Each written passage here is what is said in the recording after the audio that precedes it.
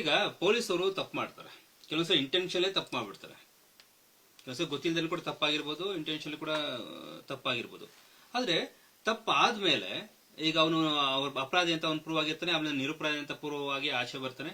ನಿರಪರಾಧಿ ಅಂತ ಪ್ರೂವ್ ಆದ್ಮೇಲೆ ಆಚೆ ಬಂದ್ಮೇಲೆ ಅದೇ ಪೊಲೀಸ್ ಅವ್ರ ಮೇಲೆ ನಾವು ಕೇಸ್ ಹಾಕಕ್ಕಾಗಲ್ವಾ? ನನ್ನ ಇಂಟೆನ್ಷನ್ಲಿ ಅಥವಾ ನಾನು ಬೇಕು ಅಂತ ನನ್ನ ಮೇಲೆ ಕೇಸ್ ಹಾಕಿ ಸುಳ್ಳು ಸಾಕ್ಷಿಗಳನ್ನ ಹುಟ್ಟ ಹಾಕಿ ನನ್ನ ಜೈಲಿಗೆ ಕಳಿಸಿ ಇಷ್ಟು ದಿನ ನನ್ನ ಜೀವನ ನಾಶ ಮಾಡಿದ್ದೇನೆ ಅಂದ್ಬಿಟ್ಟು ಪೊಲೀಸ್ ಅವ್ರ ಮೇಲೆ ಕೇಸ್ ಹಾಕಕ್ಕಾಗಲ್ವಾ? ಇಲ್ಲ, ಒಂದು ಕೇರಳ ಹೈಕೋರ್ಟ್ ಜಜ್ಮೆಂಟ್ ಪ್ರಕಾರ ಇರಲಿಲ್ಲ. ಈಗ ಮೊನ್ನೆ ರೀಸೆಂಟ್ ಆಗಿ ಒಂದು ಮೈಸೂರಲ್ಲಿ ಒಂದು ಆಯ್ತು, ಹೆಂಡತಿ 2 ವರ್ಷ ಮಿಸ್ಸಿಂಗ್ ಅಲ್ಲಿ ಇರ್ತಾಳೆ, ಇವನೇ ಕೊಲೆ ಮಾಡಿದಾನೆ ಅಂತ ಒಬ್ಬ ಇನ್ಸ್ಪೆಕ್ಟರ್ ಕೇಸ್ ಹಾಕ್ತಾನೆ. ಆ ಕೇಸು ನಡೀತದೆ, 2 ವರ್ಷ ಅವನು ಬೇಲ್ ಆಗಿರೋದಿಲ್ಲ. ಯಾವಾಗ FSL ರಿಪೋರ್ಟ್ ಬರ್ತದೆ, ಯಾವ್ದೋ ಬಾಡಿ ತಲೆ ಮೇಲೆ ಕಲ್ಲು ಹಾಕಿರ್ತಾನೋ ಅಥವಾ ಏನೋ ಬಾಡಿ ಬಿದ್ದಿರ್ತದೆ, ಅದನ್ನ ಇವನು ಹೆಂಡತಿ ಅಂತ ಹೇಳಿ ತಂದು ಪೊಲೀಸರು ಇದ್ರ ಮಾಡಿರ್ತಾರೆ.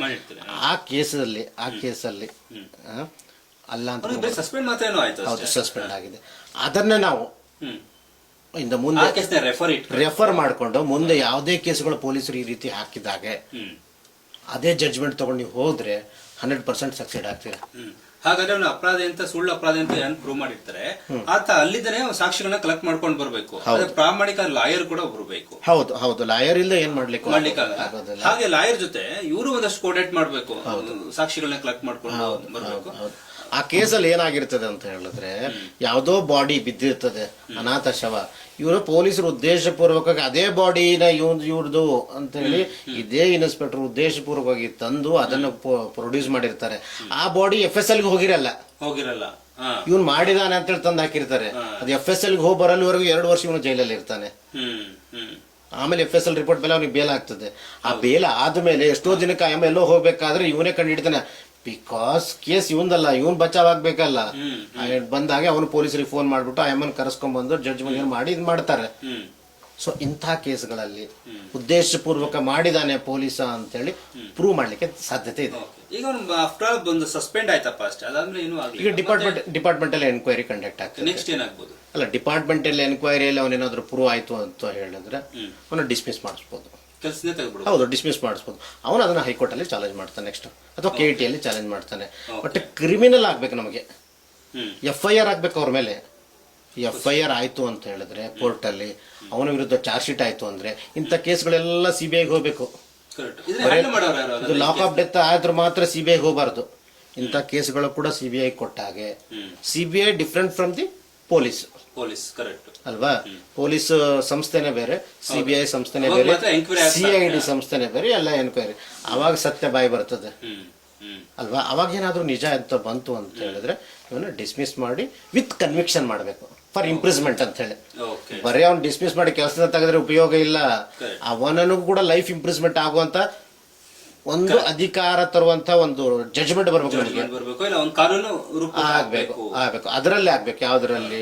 ಇಂಡಿಯನ್ IPC ಅಲ್ಲಿ ನಿಂತಲ್ಲ, ಅದರಲ್ಲಿ ಈ ರೀತಿ ಆದಾಗ ಅಂತೇಳಿ ಮತ್ತೊಂದು ಸೆಕ್ಷನ್ ಹಾಕಿ ಇವ್ರೇನಾದ್ರೂ ಮಾಡಿದ್ರೆ, ಲೆಜಿಸ್ಲೇಷನ್ ಕಡೆಯಿಂದ ಏನಾದ್ರೂ ಬಂತು ಅಂತ ಹೇಳಿದ್ರೆ, ಅಥವಾ ಜಜ್ಮೆಂಟ್ ರಿಪೋರ್ಟ್ ಏನಾದ್ರು ಸುಪ್ರೀಂ ಕೋರ್ಟ್ ಇಂದ ಒಂದು ಯಾವ್ದೋ ಒಂದು ಜಜ್ಮೆಂಟ್ ಬಂತು ಅಂತ ಹೇಳಿದ್ರೆ, ಹೌದು ಈ ರೀತಿ ಮಾಡ್ತಾ ಇದಾರೆ ಪೊಲೀಸರು. ಈಗ ಎನ್ಕೌಂಟರ್ ಮಾಡ್ತಾರೆ ಪೊಲೀಸರು, ನೋಡಿದ್ರೆ ತುಂಬಾ ಎನ್ಕೌಂಟರ್ ಗಳನ್ನ ಮಾಡ್ತಾರೆ. ಎನ್ಕೌಂಟರ್ ಅಲ್ಲಿ ನಕಲಿ ಎನ್ಕೌಂಟರ್ ಅಂತ ಬೇರೆ ಇದೆ, ನಿಮ್ಗೆ ಗೊತ್ತಿದೆ. ಈ ಚಡಚಣ ಗ್ಯಾಂಗ್ ಅವ್ರದೊಂದು ಇದರಲ್ಲಿ, ಆ ಸೆಕ್ಟರ್ ಅಲ್ಲಿ ನಕಲಿ ಎನ್ಕೌಂಟರ್ ಮಾಡ್ತಾನೆ ಒಬ್ಬ ಇನ್ಸ್ಪೆಕ್ಟರ್. ಅವನು ಇವತ್ತಿಗೂ ಜೈಲಲ್ಲಿ ಇದ್ದಾನೆ. ಆ ರೀತಿ, ಯಾಕಂದ್ರೆ ಅವ್ರ ಹತ್ರ ದುಡ್ಡಿದೆ, ಅವ್ರು ಫೈಟ್ ಮಾಡ್ತಾರೆ, ಏನೋ ಮಾಡ್ತಾರೆ. ಒಬ್ಬ ಬಡವ ಹೆಂಗಾಗ್ಲಿಕ್ಕೆ ಆಗ್ತದೆ? ಅಂದ್ರೆ ಇಲ್ಲಿ ಪೊಲೀಸ್ ಅವ್ರಿಗೆ ಎಂಕ್ವೈರಿ ಮಾಡ್ಬೇಕಾದ್ರೆ ಪೊಲೀಸ್ ಡಿಪಾರ್ಟ್ಮೆಂಟೇ ಮಾಡ್ತಾರೆ, ಪ್ರಾಮಾಣಿಕವಾಗಿ ಮಾಡ್ತಾರ ಇದನ್ನ?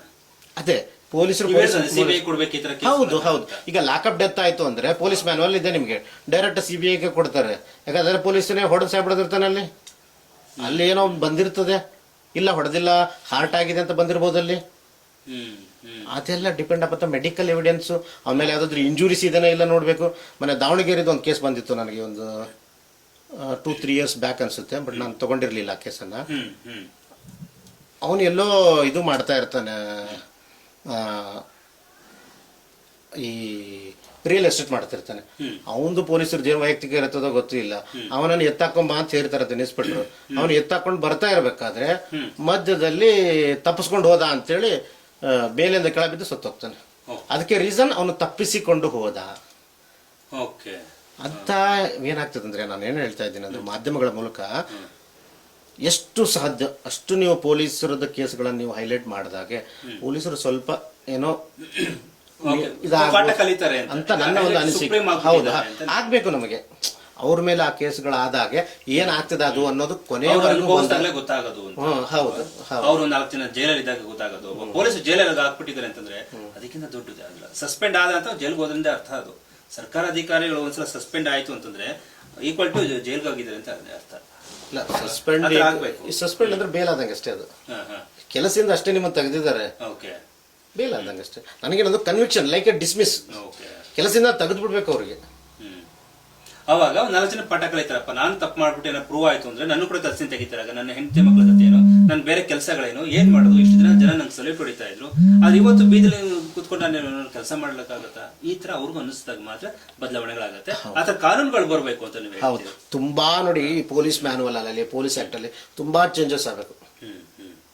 ತುಂಬಾ ಚೇಂಜಸ್ ಆದ್ರೆ ಆಮೇಲೆ ಇನ್ನೊಂದು ನಿಮ್ಗೆ ಏನ್ ಹೇಳ್ತೀನಿ ಅಂತ ಹೇಳಿದ್ರೆ, ಒಂದೇ ಸ್ಟೇಷನ್ ಅಲ್ಲಿ ಎಷ್ಟೋ ವರ್ಷಗಳಿದ್ದಾರೆ ಪೊಲೀಸರಲ್ಲಿ, ಒಂದೇ ಸ್ಟೇಷನ್ಗಳಲ್ಲಿ ಇದ್ದಾರೆ. ತೋರಿಸ್ತೀನಿ ನಿಮ್ಗೆ. ಈ ಡಿಸ್ಟಿಕ್ ಅಲ್ಲಿ ಇಷ್ಟು ಅಲ್ಲೇ ಇರ್ತಾನೆ ಅವನು. ನಮ್ಮ ಜುಡಿಷಿಯರಿ ಆಗಿರೋದಿಲ್ಲ. ನಮ್ಮ ಜುಡಿಷಿಯರಿಯಲ್ಲಿ ಏನಿರ್ತದೆ, ಈ ಜಡ್ಜು, ನಾನು ಯಾವ ಬಾರಲ್ಲಿ ನಾನು ಜಡ್ಜ್, ಯಾವ ಬಾರಲ್ಲಿ ನಾನು ಅಡ್ವೊಕೇಟ್ ಆಗಿದ್ದೀನೋ ಆ ಬಾರಲ್ಲಿ ನಾನು ಜಡ್ಜ್ ಆಗೋಂಗಿಲ್ಲ. ನಾನು ಎಕ್ಸಾಮ್ ಬರೆದು ಜಡ್ಜ್ ಆದ್ರೆ ನಾನು ಅಲ್ಲಿ ಮಾಡೋಂಗಿಲ್ಲ ಪ್ರಾಕ್ಟೀಸು. ನಾನು ಬಳ್ಳಾರಿ ಅಡ್ವೊಕೇಟು, ಬಳ್ಳಾರಿಯಲ್ಲಿ ಎನ್ರೋಲ್ ಆಗಿದ್ದೀನಿ, ಬಳ್ಳಾರಿಯಲ್ಲಿ ನಾನು ಅಸೋಸಿಯೇಷನ್, ಬಾರ್ ಅಸೋಸಿಯೇಷನ್ ಮೆಂಬರ್ ಆಗಿದ್ದೀನಿ ಅನ್ಕೊಳ್ಳಿ ಬಳ್ಳಾರಿಯಲ್ಲಿ. ನನ್ನನ್ನು ಹೊಳ್ಳೆ ಬಳ್ಳಾರಿ ಜುಡಿಸ್ಟ್ರಿಕ್ಷನ್ ಅಲ್ಲಿ ಕೋರ್ಟಿಗೆ ಜಡ್ಜ್ ಆಗಿ ಬಳ್ಳಾರಿ ಕೋರ್ಟಿಗೆ ಬರೋಂಗಿಲ್ಲ. ಹೇಗಿದೆ ಹಂಗೆ ಈ ಪೊಲೀಸರದು ಹಂಗಾಗಬೇಕು.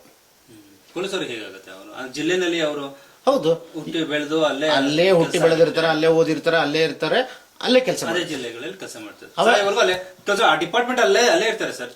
ಎಷ್ಟೋ ಜನ ಸರ್ಕಾರಿ ಅಧಿಕಾರಿಗಳು ಜಾಯ್ನ್ ಆದಾಗ ಹೆಂಗಿರ್ತಾರೋ ರಿಟೈರ್ಡ್ ಆಗೋವರೆಗೂ ಅಲ್ಲೇ ಇರ್ತಾರೆ. ಹೌದು, ಅದು ಬದಲಿ ಆಗ್ಬೇಕು. ಯಾಕೆ ಅಂತ ಹೇಳಿದ್ರೆ, ಈ ಅವರು ಅಂಡರ್ ಯಾರು ಅಂಡರ್ ಬರ್ತಾರೆ? ಈ ಮಿನಿಸ್ಟರ್ ಅಂಡರ್ ಅಲ್ಲಿ ಬರ್ತಾರೆ, ಪೊಲಿಟಿಕಲ್ ಅಂಡರ್ ಅಲ್ಲಿ ಬರ್ತಾರೆ. ಪೊಲಿಟಿಕಲ್ ಅವ್ರು ಹೇಳ್ತಾರೆ ನಮ್ಮ ಎಮ್ ಎಲ್ ಎಗಳು, ಅವ್ರನ್ನ ಇಲೇಟ್ಗಳಪ್ಪ, ಅವ್ರನ್ನ ಇಲೇಟ್ ಅಂದ್ರೆ ನಾಳೆ ಅವರ ಮಾತನ್ನ ಅವ್ರು ಕೇಳಬೇಕು. ಹಾಗಾಗಿ ಈ ಪೊಲೀಸ್ ಮ್ಯಾನುವಲ್, ಪೊಲೀಸ್ ಆಕ್ಟ್ ತುಂಬಾ ಚೇಂಜ್ ಆಗ್ಬೇಕು. ಇದರಲ್ಲಿ ತುಂಬಾ ಚೇಂಜ್ ಆಗ್ಬೇಕು. ಅಂದಾಗ ಮಾತ್ರ ಒಂದು ಸಂಸ್ಥೆ ಅದು, ಅಂದಾಗ ಮಾತ್ರ ನ್ಯಾಯ ಬರ್ತದೆ. ಈಗ ನೋಡಿ, ಮೊನ್ನೆ ಒಂದು ಇದ್ರ ಕೇಸಲ್ಲಿ, ಹಗರಿಬೊಮ್ಮನಹಳ್ಳಿ, ಬಳ್ಳಾರಿ ಹತ್ರ ಒಂದು ಹಗರಿಬೊಮ್ಮನಹಳ್ಳಿ ಕೇಸಲ್ಲಿ ಪೊಲೀಸು ರಿಪೋರ್ಟ್ ಹಾಕ್ತಾನೆ. FIR ಆಗಿರ್ತದೆ, ಹೆಂಡತಿ ಹೊಡೆದಿದ್ದಾರೆ ಅಂತೇಳಿ ಒಂದು ಇದ್ರ ಕೇಸಲ್ಲಿ ಪೊಲೀಸು ರಿಪೋರ್ಟ್ ಹಾಕ್ತಾನೆ.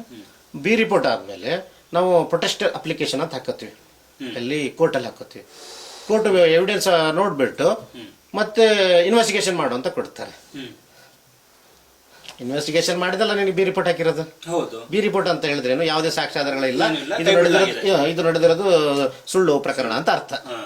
ಮತ್ತೆ ಇಲ್ಲಿ ಪ್ರೊಟೆಸ್ಟ್ ಅಪ್ಲಿಕೇಶನ್ ಹಾಕಿ ಎವಿಡೆನ್ಸ್ ಆರ್ಡರ್ ಮತ್ತೆ ಹಾಕ್ತಾರೆ. ಮತ್ತೆ ಬೇರೆ ಇನ್ವೆಸ್ಟಿಗೇಷನ್ ಆಫೀಸರ್ ಹಾಕಿ ಮತ್ತೆ ಕೇಸ್ ಕೊಟ್ಟು ಬಂತಿವಾಗ. ಹೌದು, ಪ್ರೊಟೆಕ್ಷನ್ ಅಪ್ಲಿಕೇಶನ್ ಹಾಕತ್ತೀವಿ ಕೋರ್ಟಿಗೆ. ರಿಪೋರ್ಟ್ ಹಾಕಿದ ಮಾತ್ರಕ್ಕೆ ಕೊನೆ ಆಗೋದಿಲ್ಲ. ದುಡ್ಡು ಕೊಟ್ಟು ಹಾಕ್ಸಿರ್ಬೋದು ನೀವು. ರಿಪೋರ್ಟ್ ನೀನ್ ಪೊಲೀಸ, ನೀನು ದುಡ್ಡು ಕೊಟ್ಟು ಹಾಕ್ಸಿರ್ಬೋದು. ನೀವು ಏನೇ ಮಾಡಿದ್ರು ಕೂಡ ನ್ಯಾಯಾಲಯಕ್ಕೆ ಬರಬೇಕು. ಹೌದು, ಇವ್ರಿಗೇನೋ ಇವನ ಹತ್ರ ಅಡ್ಜಸ್ಟ್ಮೆಂಟ್ ಮಾಡ್ಕೊಂಡು ಪೊಲೀಸರು ರಿಪೋರ್ಟ್ ಹಾಕ್ಬಿಡ್ತಾರೆ. ಆಗ ಮತ್ತೆ ಅಲ್ಲಿ ಏನೋ ಪ್ರಾಬ್ಲಮ್ ಇದೆ ಅಂತ ಅಂದಾಗ ಮತ್ತೆ ಕೇಸ್ ರೀಓಪನ್ ಆಗುತ್ತಲ್ಲ. ರಿಪೋರ್ಟ್ ಹಾಕಿರ್ತಾರೆ ಪೊಲೀಸ್, ಅವ್ರಿಗೆ ಏನಾಗುತ್ತೆ?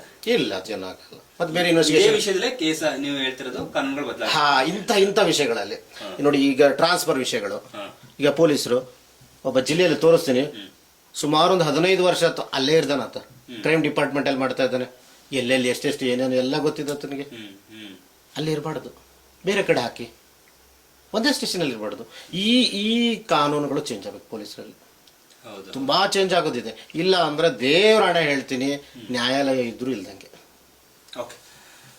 ಮಾತುಕತೆ ಮುಂದುವರಿಯುತ್ತೆ ಯೋಗೇಶ್ ದೇಸಾಯಿ ಜೊತೆ, ಅಡ್ವೊಕೇಟ್, ಹೈಕೋರ್ಟ್. ಇದು ರೈಟ್ ನ್ಯೂಸ್.